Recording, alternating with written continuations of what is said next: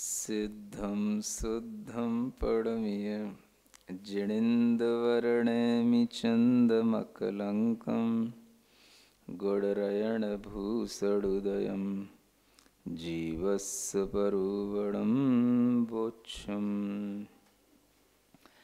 गोमठ sir Jivakand ग्रंथराज के स्वाध्याय में इंद्रिय मार्गणा के माध्यम से इंद्रियों की विशेषताओं का वर्णन किया जा रहा है। इंद्रियों के जो आकार होते हैं वो किस आकार के अनुसार इंद्रियां बनती हैं, ये सब बताया जा चुका है। उन इंद्रियों की जो अवगाहना होती है, यानी कि वह इंद्रियां कितना स्थान घेरती हैं, जो वास्तव में जो द्रव्य इंद्रियों की जो रचना होती है और उसमें भी जो अभ्यंतर रचना होती है वह कितने आकार के साथ होती है, ये आकार के साथ उसमें कितने आकाश के प्रदेश यानी कितना स्थान उसमें घिरता है, उसको बताने के लिए ही ये आगे की गाथा आ रही है। यानी इसी को हम अवगाहना कहते हैं। क्या कहते हैं? अवगाहना। कोई जीव छोटा होता है, कोई जीव बड़ा होता है, तो उसकी हम बोलते हैं इसकी अवगाहना छोटी है, इसकी अवगाहना बड़ी है। कोई बहुत लंबा है, कोई बहुत छोटा सा है, कोई और छोटा है, तो जिसकी जितनी छोटाई हमें कम दिखाई देती है उसी को उसकी अवगाहना कहा जाता है। ठीक है, तो इसी शब्द को यहाँ पर अवगाहना से कहा जाता है। तो अवगाहना का मतलब क्या हो गया? हम आकाश के कितने स्थान को घेर रहे हैं, है ना। जितना प्लेस ऑक्यूपाई किया जाता है एक जीव के माध्यम से, उसको उसकी अवगाहना कहते हैं। तो ये जीव की अवगाहना हो गई। अब जीव के साथ साथ जो इंद्रियां बनी हैं, तो इन इंद्रियों की भी अवगाहना है। कौन सी इंद्रिय छोटी है, कौन सी इंद्रिय बड़ी है, तो वो भी हमें इससे पता पड़ेगा कि जिस इंद्रिय की अवगाहना अधिक होगी वो इंद्रिय बड़ी कहलाएगी, यानी उसका स्थान रचना का अधिक होगा, उसमें अधिक प्रदेशों की उसमें आवश्यकता पड़ेगी आकाश के। और जिसमें इंद्रियां छोटी होंगी उसमें वह इसी लोकाकाश के कम प्रदेशों में रह लेगी। तो ऐसे ही इन इंद्रियों की रचना किस क्रम से होती है और वह किस रूप में उनकी अवगाहना छोटी बड़ी होती है, इसको बताने के लिए गाथा नंबर आती है 172। अंगुल असंख्य भागम संखेज्य गुणम तदो विशेषहियम तत्तो असंख्य गुणिदम अंगुल संखेज्ययम तत्तु। यह जो गाथा है, इस गाथा में जो क्रम दिया है वो क्रम हमें ऊपर वाली गाथा के अनुसार ही लेना है। यानी इसमें लिखा है अंगुल असंख्य भागम, यानी अंगुल का असंख्यातवां भाग। तो अंगुल से मतलब यहाँ पर घनांगुल लिया जाता है। तो घनांगुल का असंख्यात्मा भाग जो ऊपर वाली गाथा में क्रम दिया था, सबसे पहले चक्षु इंद्री बताई थी, फिर श्रोत्र इंद्री बताई थी, फिर घ्राण इंद्री बताई थी, फिर जिह्वा इंद्री और बताई थी। तो इसी क्रम से इस गाथा को भी अवगाहना का क्रम लगाना क्रम से। तो ये जो अंगुल का असंख्यात्मा भाग है, ये चक्षु इंद्री की अवगाहना का यह क्रम बताया जा रहा है। यानी चक्षु इंद्री की अवगाहना होगी तो वो कितनी होगी? घनांगुल का असंख्यात्मा भाग। इससे ये समझ में आ जाना चाहिए कि चक्षु इंद्री की अवगाहना सभी इंद्रियों में सबसे छोटी है। यानी जो आँख होती है, जो नेत्र इंद्री होती है, यह जो होती है ये सबसे छोटी होती है। इसकी जो अभ्यंतर रचना होती है ये सबसे कम स्थान घेरती है ना, सूक्ष्म। ये सबसे सूक्ष्म है, माने सबसे कम स्थान घेरती है। तो चक्षु इंद्री से भी संख्येज्य गुणम, यानी इससे भी संख्यात गुणा अधिक अवगाहना घेरती है। कौन सी? श्रोत्र इंद्री, कर्ण इंद्री जिसको बोलते हैं। तो कर्ण इंद्री की जो आकृति है, उस आकृति के अनुसार भी अगर हम देखें तो जो ऊपर वाली गाथा में बताई थी, चक्षु इंद्री की आकृति कैसी होती है? मसूर के दाने के समान। और श्रोत्र इंद्रिय की आकृति कैसी होती है? जौ के समान। तो इसलिए जो उसकी आकृति है मसूर के दाने से जौ की आकृति और बड़ी हो जाती है, तो वह संख्यात गुणी अधिक, इससे भी हम समझ सकते हैं। और वैसे भी अगर थोड़ा मैथमेटिक्स जानते हो तो जो भी चीज़ें सर्किल में होती हैं, है ना, या स्फीयर में होती हैं, उनकी जो अवगाहना होती है, उनके द्वारा जो घेरा जाने वाला जो क्षेत्र होता है वो कम आता है। जो चीज़ें रेक्टेंगल में या स्क्वायर में होंगी उसमें अधिक आता है बजाय सर्किल। तो जो मसूर का जो दाना है वो गोल है, ऐसे भी अगर हम समझें तो उससे भी जब जो है जौ का जो दाना होगा उसकी जो आकृति होगी उससे अधिक होगी। तो इसलिए इस तरीके से भी अगर हम समझें तो इस संख्यात गुणा अधिक श्रोत्र इंद्री की रचना में अवगाहना के प्रदेशों की संख्या बढ़ जाती है। तदो विशेषय्यम, उससे भी विशेष अधिक, किसके? घ्राण इंद्री के। यानी घ्राण इंद्री में जो अवगाहना है वो श्रोत्र इंद्री की अवगाहना से भी विशेष अधिक हो जाती है। तो विशेष अधिक तब कहा जाता है जब कुछ अधिक हो रहा हो। अब वो अगर दुगना हो जाएगा तो दो गुणा कह दिया जाएगा, अगर वो संख्यात गुणा होगा तो संख्यात गुणा कह दिया जाएगा, लेकिन वो दुगना भी नहीं है तो वह कुछ अधिक कहलाएगा। तो जो यव की आकार की जो श्रोत्र इंद्रिय है उसकी अपेक्षा से अगर हम जो अति मुक्तक जो तिल का फूल था उसकी अगर हम आकृति को देखेंगे तो उससे भी अधिक बड़ी आकृति उस तिल पुष्प की होती है। इसलिए उसकी आकृति में अधिक प्रदेश लग जाएंगे तो विशेष अधिक कहलाता है। फिर भी शास्त्रों में ये बताया जाता है कि ये विशेष अधिक कितना, तो पल्य का जो असंख्यात्मा भाग होता है उतना उसमें अधिक जोड़ना, तो वह विशेष अधिक का प्रमाण आ जाता है। तत्तो असंख्य गुणिदम, फिर उससे भी असंख्यात गुणा किसकी आकृति होगी? तो ये खुरपा के समान जो जिह्वा की आकृति बताई थी वह और अधिक अवगाहना वाली होती है। तो खुरपा तो और बड़ा हो गया तो उसकी आकृति सबसे अधिक हो गई, यानी उसमें भी और उससे भी असंख्यात गुणे प्रदेश अधिक हो गए। किसमें? जिह्वा रसना इंद्री जो होती है। तो इससे आप ये समझ सकते हैं कि जो ये आकार हैं ये भी अधिक अधिक क्रम में हैं। यानी चक्षु इंद्री जितना स्थान घेरती है बनने के लिए उससे भी अधिक स्थान कर्णेंद्री घेरती है, उससे भी अधिक स्थान घ्राणेंद्री घेरती है और उससे भी अधिक स्थान जिह्वा इंद्री घेरती है। माने जिह्वा इंद्री सबसे बड़े आकार वाली है ना।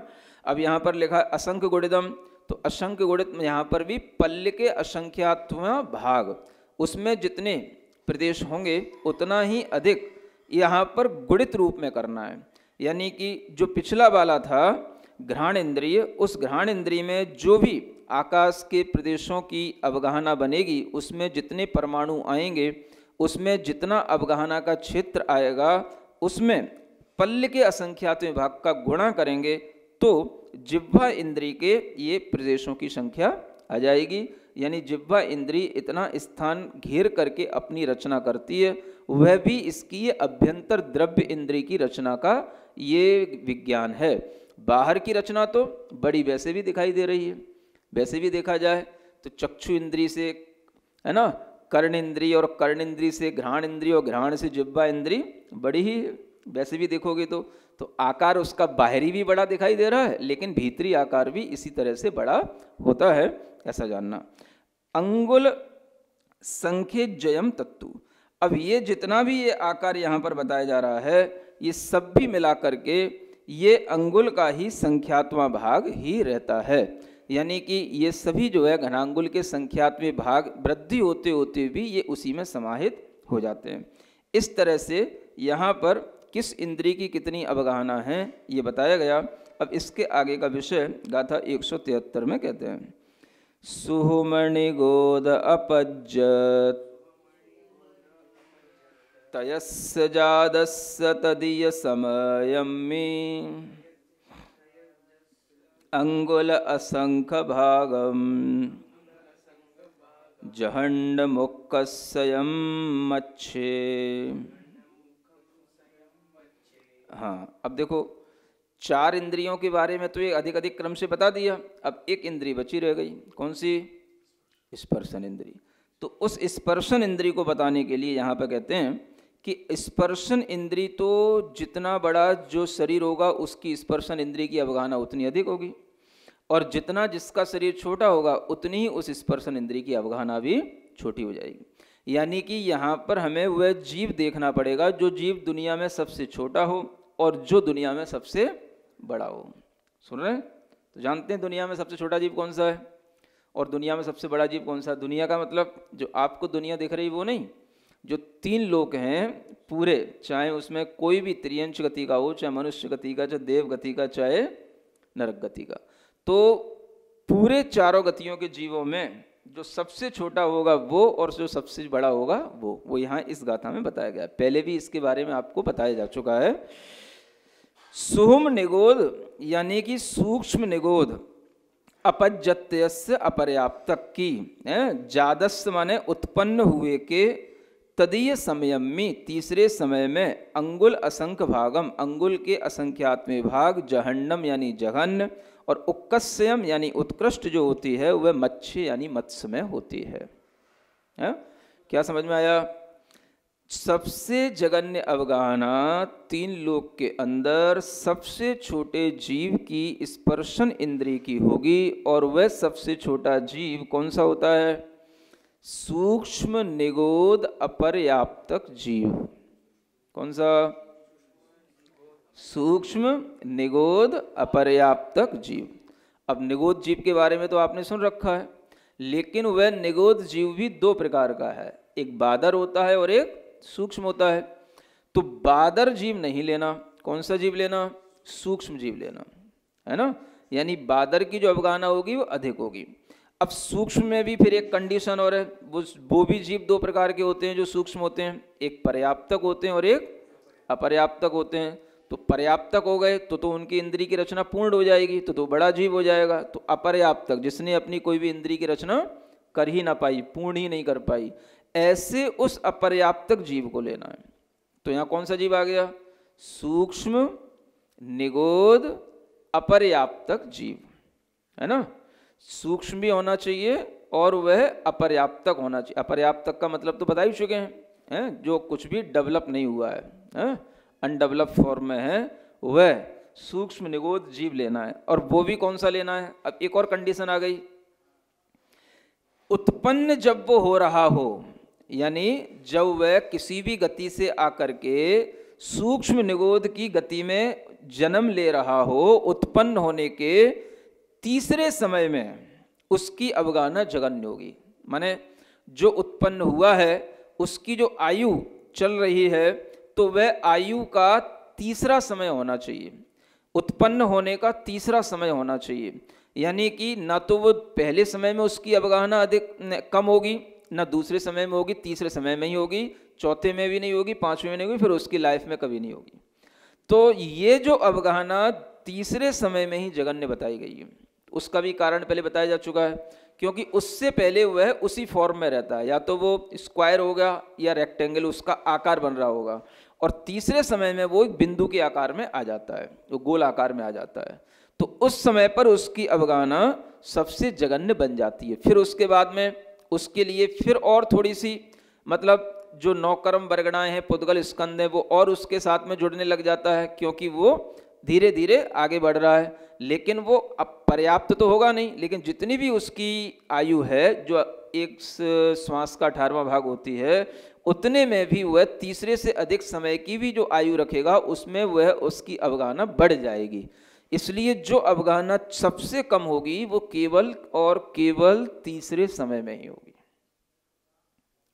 है ना।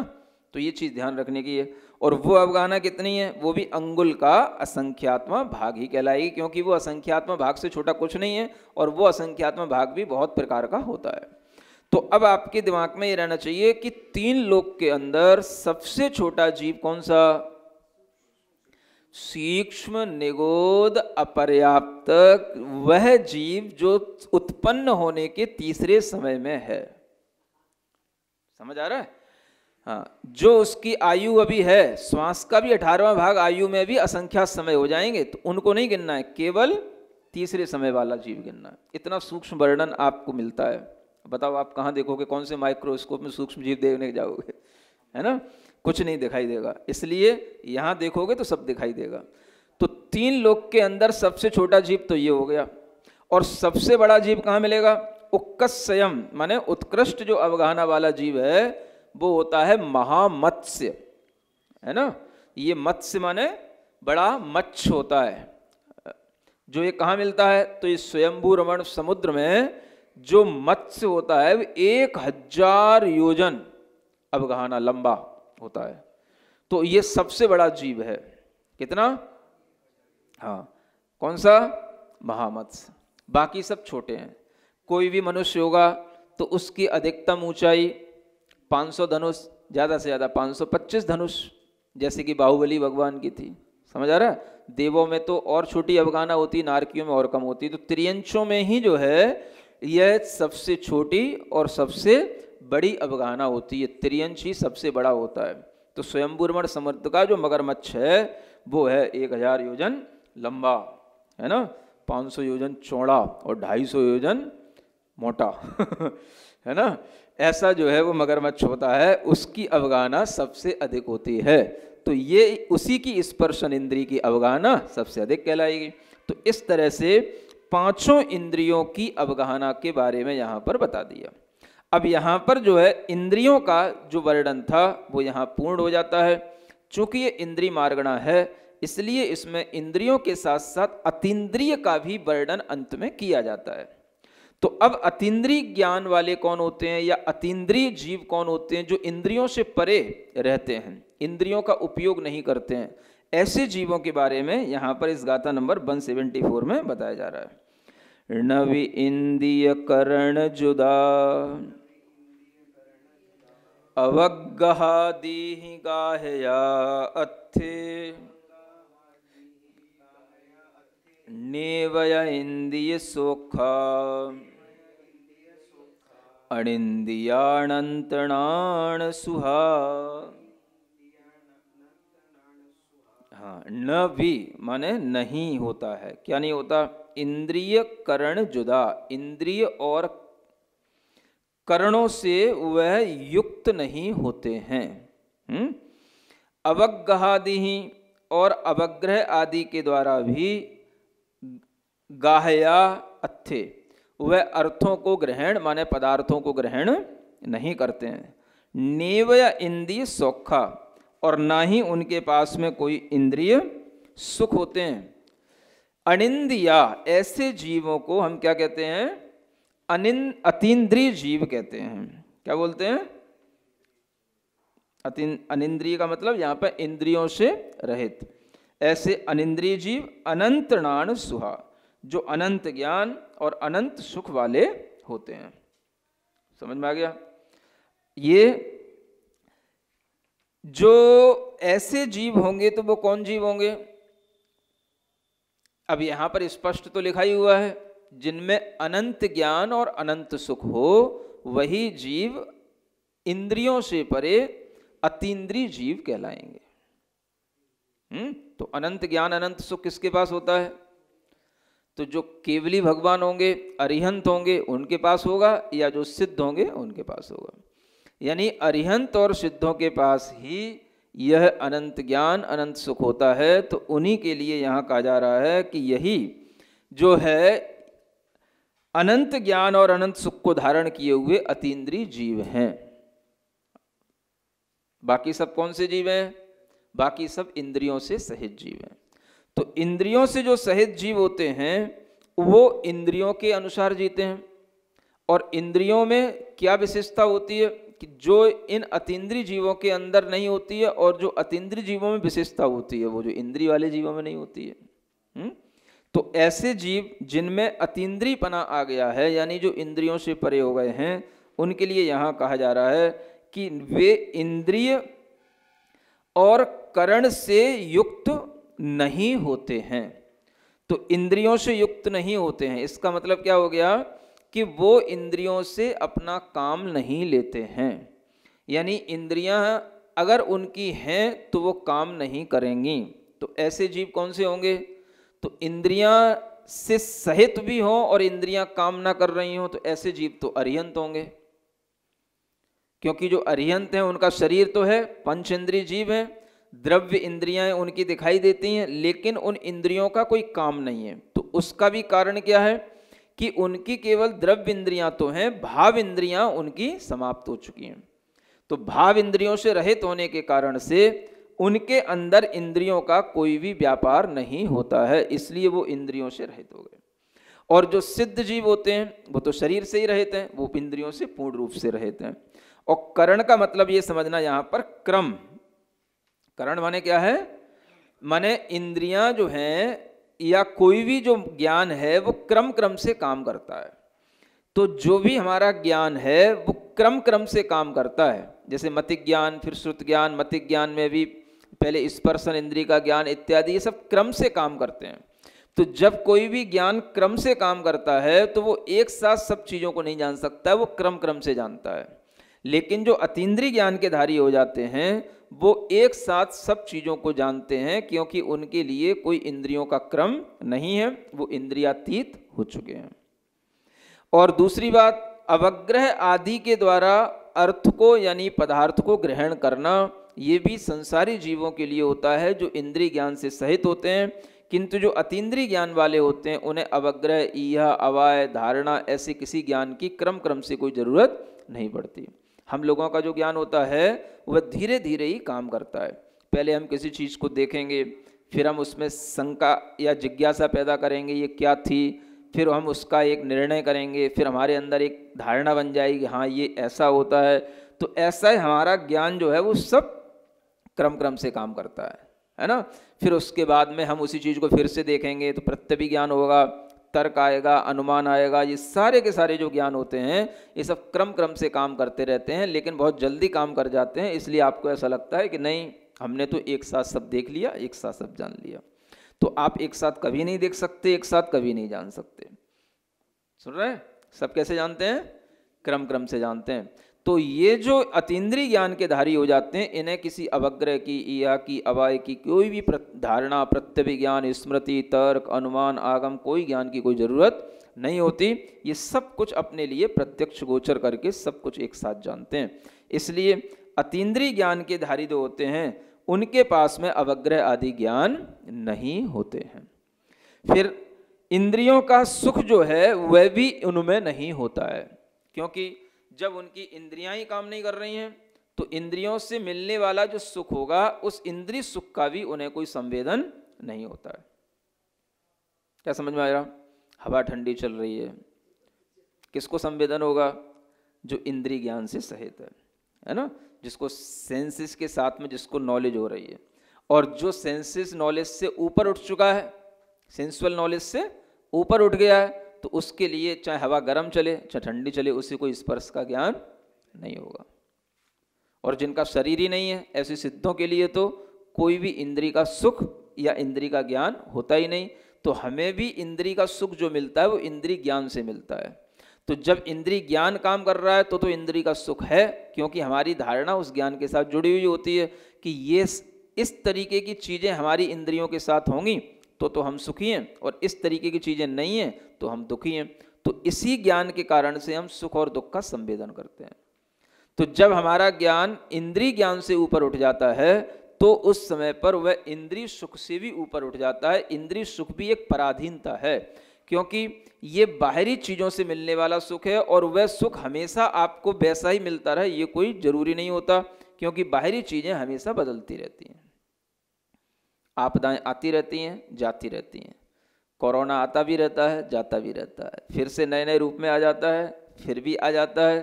वैक्सीन भले ही बन जाए लेकिन लोगों के दिमाग में अगर डर बैठ जाता है तो वो चलता रहता है।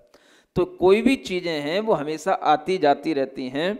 इसलिए बाहर की जितनी भी चीज़ें हैं वह सब इंद्रिय सुख के रूप में मानी जाती हैं, और वही सुख पर जो डिपेंड हो जाता है वो पराधीन होता है। तो पराधीन सुख के माध्यम से वह कभी भी स्वाधीन सुख का अनुभव नहीं कर सकता। इसीलिए इंद्रिय सुखों से हट करके स्वाधीन सुख की ओर जाने के लिए हमें इंद्रिय सुख में जो राग द्वेष होता है उसको छोड़ना होता है। इसी को कहा जाता है मनोज्ञा मनोज्ञेन्द्रिय विषय राग द्वेष वर्जनानि पंच। ये सूत्र सुना? मनोज्ञ विषय भी होते हैं इंद्रियों के और अमनोज्ञ विषय भी होते हैं। मनोज्ञ मतलब जो मन को अच्छे लगने वाले, फेवरेबल भी होते हैं, अनफेवरेबल भी होते हैं। अब उनमें जो फेवरेबल हैं उनमें तो हम राग करते हैं, जो अनफेवरेबल हैं उनमें हम द्वेष करते हैं। तो इसी को छोड़ने को आचार्य कहते हैं कि हम किसी भी इंद्रिय के विषय में न तो राग करें न द्वेष करें। तो ये जो हमारी साधना होती है, यही साधना हमें धीरे धीरे इंद्रिय सुख से ऊपर उठाने के लिए होती है कि इंद्रिय सुख तो डिपेंडेंट प्लेजर है और जो अतीन्द्रिय सुख है वो इंडिपेंडेंट प्लेजर है। तो ये जो अतीन्द्रिय सुख को उपलब्ध हो गए हैं उन्हीं को हम कहते हैं अरिहंत और सिद्ध। 13वें गुण स्थान और 14वें गुण स्थान और उसके बाद वाले सभी जीव, सयोग केवली, अयोग केवली और सिद्ध भगवान, ये सभी जीव अनंत ज्ञान और अनंत सुख के धारी होते हैं और इनके लिए कोई भी प्रकार की इंद्रियों की सहायता की आवश्यकता नहीं पड़ती, क्योंकि जितने भी जीव होते हैं वो सभी जब किसी की सहायता की अपेक्षा करेंगे तो उनमें कभी भी पूर्णता नहीं होगी। जब किसी भी चीज की सहायता की जरूरत ना पड़े तब जीव के अंदर हर चीज पूर्ण हो जाती है। हाँ, जब तक सहायता की अपेक्षा है तब तक पूर्णता नहीं है। तो अपेक्षा से रहित होने पर वो पूर्णता आती है और उस पूर्णता का नाम ही जो है वह अपने आप में अतीन्द्रिय ज्ञान और अतीन्द्रिय सुख कहलाता है।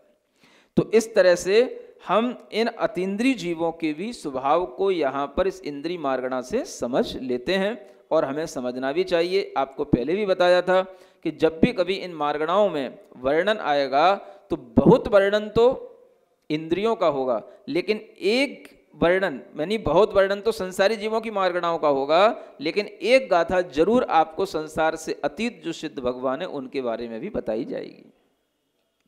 इसीलिए इसको सिद्धांत भी कहते हैं। सिद्धों का अंत में वर्णन जरूर आएगा हर मार्गणा में, इसलिए इसका नाम क्या है? सिद्धांत। सिद्धों का अंत में जिसमें वर्णन हो उसका नाम क्या है? सिद्धांत। आगे बात समझ में? एक गाथा और पढ़ते हैं, गाथा नंबर 175। थावर शंख पिपीलिय भमर मणुसादिगा सभेदाजे जुगवारमसंख्येज्या अनंतानंत निगोद भवा। अब यहाँ से एक वर्णन प्रारंभ होता है संख्या का। किसका? ये पहले भी बताया था, पहली गति मार्गणा में भी 4 गति के जीवों के बारे में वर्णन किया, फिर उसके बाद उसकी संख्या का वर्णन किया, कौन सी गति में कितने जीव हैं। अब यहाँ पर भी इंद्रियों की संख्या का वर्णन प्रारंभ हो गया इस गाथा से। तो कौन सी इंद्रिय वाले जीवों की कितनी संख्या होती है, ये संख्या बताने के लिए यह गाथा का ये भाव है। थावर माने स्थावर, शंख का मतलब यहाँ ले लेना 2 इंद्रिय जीव, पिपील का माने होती है चींटी, इसका मतलब है 3 इंद्रिय जीव आदि, भ्रमर माने 4 इंद्रिय जीव और मनुष्य माने 5 इंद्रिय आदि जीव। अब सभेदा अपने ये स्वभेदों के साथ में, अपने अपने और जिनके अंतर्भेद होते हैं उनके साथ में जे माने जो जीव हैं, ये सभी जुगवारम यानी 2 बार असंख्यित जास, 2 बार असंख्यात। इसका मतलब क्या हो गया? असंख्याता संख्यात जीव होते हैं। नंतानंता और अनंतानंत जीव होते हैं। निगोद भवा जो निगोद पर्याय में उत्पन्न होते हैं। इससे क्या समझ में आया? यहाँ पर हमें जो जीवों की संख्या बताई जा रही है उसमें हमें 2 प्रकार की संख्या वाले जीव बताए गए, एक तो असंख्यात संख्या वाले जीव और एक अनंत संख्या वाले जीव। असंख्यात में भी जो असंख्यात होता है वो भी 3 प्रकार का होता है ना? जगन्य असंख्यात, जो असंख्यात होता है वो भी जगन्य, मध्यम और उत्कृष्ट के भेद से 3 प्रकार का भी होता है। और वैसे भी देखा जाए तो वो एक परिता संख्यात, युक्ता संख्यात, असंख्यात असंख्यात, इसके भेद से भी 3 प्रकार का होता है। तो यहाँ पर वो असंख्याता संख्यात संख्या ली गई है, यानी कि जो ये जीव हैं, स्थावर जीव, 2 इंद्री शंख आदि जीव, 3 इंद्री चींटी आदि जीव, 4 इंद्री भ्रमर आदि जीव, और जो भी पंचेंद्री मनुष्य आदि जीव हैं, ये सभी कितने होते हैं? ये असंख्याता संख्यात होते हैं। माने असंख्यात को 2 बार कहने से असंख्याता संख्यात आ जाता है। तो ये एक अलग यूनिट है, असंख्यात का भी ये एक भेद है। तो इनमें जितने भी इनके जो भेद होंगे अपने अपने भी, जैसे 2 इंद्रिय जीव हैं, इनके अपने बहुत सारे भेद होंगे, 3 इंद्रिय के भी भेद होंगे, सबके अंतर भेद मिलाकर के भी ये असंख्यात ही कहलाएंगे। तो ये सभी जीव असंख्यात ही होते हैं। एक तरह से आप ये समझ सकते हो कि जितने भी त्रस जीव हैं वो असंख्यात संख्या में ही आते हैं। त्रस जीव 2 इंद्री, 3 इंद्री, 4 इंद्री, असंगी या संगी पंचेंद्री, ये सभी कितने होते हैं? असंख्यात, माने अनंत संख्या में नहीं होते हैं। तो वही यहां पर बताया गया। अब स्थावरों में पृथ्वी, जल, अग्नि, वायु और वनस्पति, 5 प्रकार के स्थावर होते हैं। तो वनस्पति में भी 2 प्रकार की वनस्पति, एक साधारण वनस्पति और एक प्रत्येक वनस्पति। तो असंख्यात संख्या में प्रत्येक वनस्पति आ जाएगी। कौन सी? प्रत्येक वनस्पति कितनी होती है? असंख्यात। साधारण जो होगी वो अनंत में चली जाएगी। इसलिए यहां पर थावर जो लिखा हुआ है, उस थावर में कौन से थावर लेना, स्थावर कौन से जीव लेना? तो पृथ्वी का एक ले लेना, जल का एक ले लेना, अग्नि का एक ले लेना, वायु का एक ले लेना, और वनस्पति में प्रत्येक वनस्पति का एक जीव ले लेना। ये सभी जीव आपको असंख्यात संख्या में मिलेंगे। अनंत जीव कौन से होते हैं? निगोद भवा। तो जो निगोद पर्याय में उत्पन्न हुए हैं यही जीव अनंत होते हैं। माने निगोद जीवों की संख्या अनंत है, अनंतानंत। कौन से जीव है अनंतानंत? निगोद जीव, है ना। तो निगोद जीवी साधारण जीव होते हैं, ये पहले आपको बताया था। जो साधारण वनस्पति का एक है वही निगोद जीव है। तो इसलिए साधारण वनस्पति का एक वाले जीव अनंत होते हैं, उन्हीं को यहाँ पर निगोद जीव कहते हैं। तो दुनिया में 3 लोक के अंदर अगर अनंत संख्या वाले जीव हैं तो वह सिर्फ और सिर्फ निगोद जीव ही होते हैं। समझ लिया? कुछ ध्यान आ रहेगा? कोशिश करो, इतनी कौन सी बड़ी बात है। 1 इंद्रिय से लेकर के 5 इंद्रिय के जीवों में सभी जीव असंख्यात संख्या वाले हैं। अपने अंतर भेदों के साथ भी सब भेद असंख्यात ही होते हैं। केवल स्थावरों में साधारण वनस्पति का एक निगोद जो जीव हैं वही अनंत संख्या में होते हैं। तो हम कहते हैं संसार में अनंत जीव हैं। तो अनंत जीव होते हुए सबसे ज्यादा हम किसको बोल रहे हैं? अनंत जीव। तो हम कह देते हैं संसार में अनंत जीव हैं, लेकिन हमें पता होता है कि अनंत जीव का मतलब क्या है? कौन से जीव अनंत है? मनुष्य अनंत है क्या? पंचेंद्रिय तो कभी अनंत होते ही नहीं। न देव अनंत है, न मनुष्य अनंत है। ये तो सब गति मार्ग में बताया जा चुका है कि सभी असंख्यात संख्या में। तो अनंत जीव कौन से हैं? निगोद जीव हैं। तो आप अनंत जीव तो कहते हो, लेकिन ये नहीं पता होता है कि आपको कौन से जीव अनंत हैं। तो आप ध्यान रखना है कि अनंत जीव कौन से हैं? निगोद जीव अनंत जीव होते हैं। ठीक है। इन्हीं संख्या का और थोड़ा सा कैलकुलेशन आगे बताया जा रहा है। गाथा नंबर 176। तसहीणो संसारी एयक्खा जान संखगा भागा पुण्णाणम परिमाणम संख्ये जदिमम अपुण्णाणम। अपुण्णाणम क्या कहते हैं? तसहीणो, त्रस से हीन, संसारी यानी संसारी में से त्रस राशि को कम कर दो। ए यक्खा, तो क्या आ जाएगी? ए यक्खा माने एक, अक्ष माने इंद्रिय वाले जीव, एक इंद्रिय जीव आ जाएंगे। ताण माने उनका भी, संख्यगा भागा, उनको संख्यात से भाग दे दो। पुण्णाणम परिमाणम, उसमें जो संख्यात बहुभाग आएगा वो पुण्य माने पर्याप्तकों का परिमाण आ जाएगा, और संख्यात्मा जो एक भाग आएगा अपुण्णाणम यानी वो अपर्याप्तकों की संख्या हो जाएगी। क्या समझ आया? जितने भी संसारी जीव हैं, माने संसारी जीव कितने? अनंतानंत, असंख्यात तो उसी में अंतर्भूत हो ही गए जब अनंत कह लिया तो, है ना। तो एक इंद्री से लेकर के पूरे 5 इंद्री तक के सभी जीवों की संख्या टोटल कितनी आएगी? अनंतानंत आएगी। भले ही वो असंख्यात असंख्यात सबके मिला लो, 2 इंद्री 3 इंद्री के, तो भी असंख्यात ही रहेंगे। तो अनंतों में असंख्यात मिलाएंगे तो अनंत ही रहेगा। इसलिए सभी संसारी जीवों की संख्या कितनी? अनंत। अब उसमें त्रस जीवों की संख्या कम कर दो। तो जब आपने संसारी जीवों में से त्रस जीव कम कर दिए तो कौन से रह गए? एक इंद्रिय जीव ही रह गए। तो वो एक इंद्रिय जीवों की जो संख्या आई उसका भी आप संख्यात से भाग दे दो। तो जब संख्यात से भाग देने के बाद में जो बहुभाग आएगा, वो बहुभाग का जो परिमाण है वो तो पर्याप्तक जीवों का होता है, और जो संख्यात्मक भाग आएगा वो अपर्याप्तक जीवों का परिमाण होता है। ठीक है ना। इसी तरीके से एक गाथा और, बादर सुहुमातेशिम पुण्या पुण्येति छव्विहाडम्पि तक्कायमग्गड़ाये भड़िज्यमाणक्कमोणेयो। यहाँ आचार्य कहते हैं अब अगर आपको और भी संख्या जानना है तो देखो ये भी भेद हैं, इन सब की भी संख्या है। कौन की? बादर सुहुम, यानी बादर और सूक्ष्म जीव होते हैं, है ना। तेसिम माने उनके, पुण्य पुण्य पर्याप्त और अपर्याप्तक जीव भी होते हैं। इस तरह इति छव्विहाणम्पि, ये 6 प्रकार के जीव हो गए। कितने प्रकार के? 6 प्रकार के। यानी जो एक इंद्रिय जीव होते हैं उन्हीं में ये बादर और सूक्ष्म का भेद होता है। तो बादर और सूक्ष्म, और इनके भी प्रत्येक के पर्याप्तक और अपर्याप्तक, है ना। बादर पर्याप्तक, बादर अपर्याप्तक, ठीक है ना। सूक्ष्म के भी सूक्ष्म पर्याप्तक, सूक्ष्म पर्याप्तक, और पहले जो हमने भेद किए थे वो बादर और सूक्ष्म वो भी।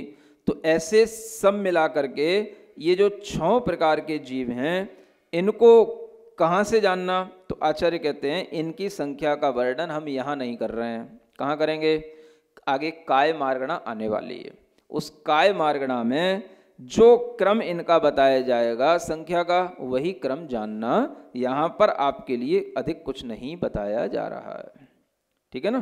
तो ये जो है इस तरह से हम देखें, ये एकिंद्रीय जीवों की संख्या का ये क्रम का वर्णन यहाँ पर लगभग ये पूर्ण हो जाता है। इसके आगे त्रस जीवों की संख्या का वर्णन बाद में बताया जाएगा।